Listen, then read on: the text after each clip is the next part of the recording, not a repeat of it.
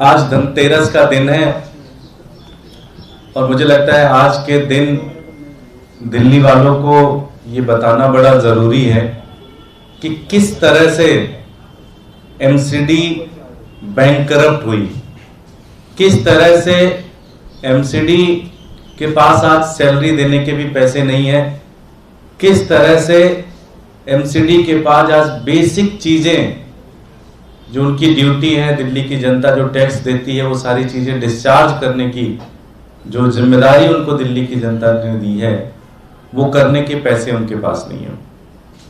एक मैं आपको एग्जांपल दूंगा और आपको बहुत अच्छे से समझ में आ जाएगा। एक कंपनी है जिसको एमसीडी ने टेंडर दिया कि आप पार्किंग चलाएंगे, दिल्ली की जनता से आप पार्किंग लेंगे, पार्किंग का पैसा लेंगे और उस पार्किंग का पैसा आप जो है वो कलेक्ट करके एमसीडी के कोर्स में जमा करेंगे।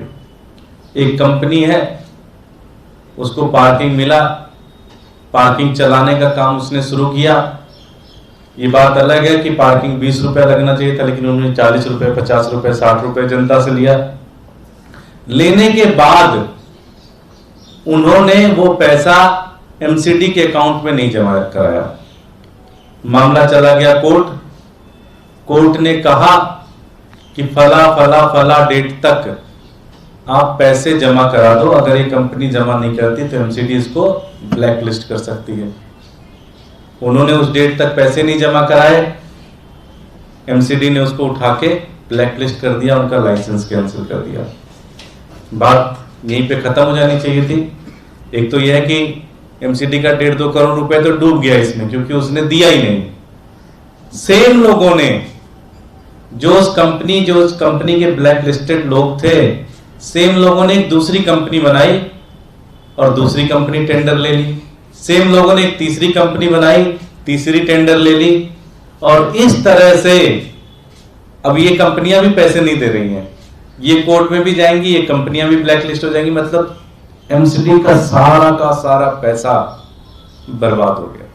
ये सारी चीजें जो मैं कह रहा हूं ये डॉक्यूमेंट के आधार पे कह रहा हूं।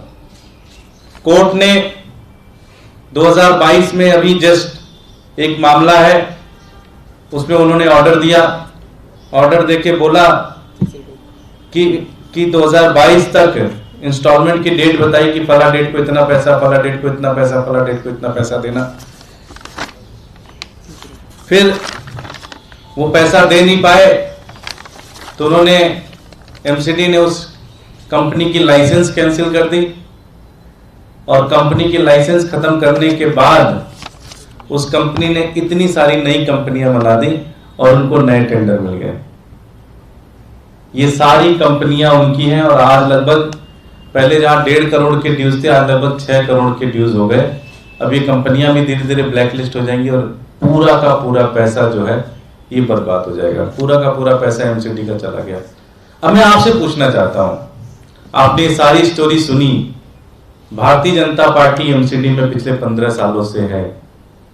क्या आपको लगता है कि बिना भारतीय जनता पार्टी के नेताओं के पैसे खाए बिना इतना बड़ा काम हो सकता है?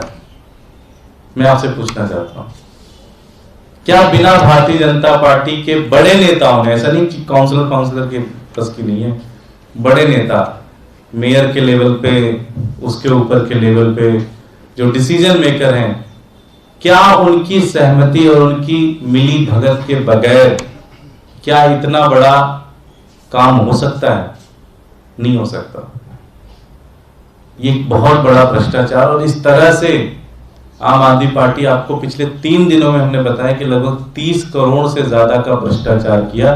2 बिल्डिंग बना दी, शालीमार बाग में वृद्धाश्रम के नाम पे बना दी, जबकि वृद्धाश्रम में बना नहीं सकते थे, उसके 10 करोड़ डूब गए।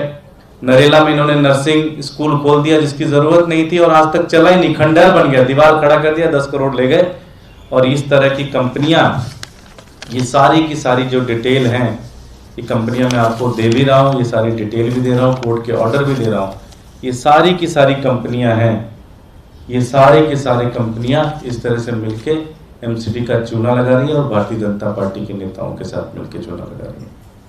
ये इस लेवल का करप्शन और इस तरह की चीजें हो रही हैं और इसलिए एमसीडी कंगाल हो रही है।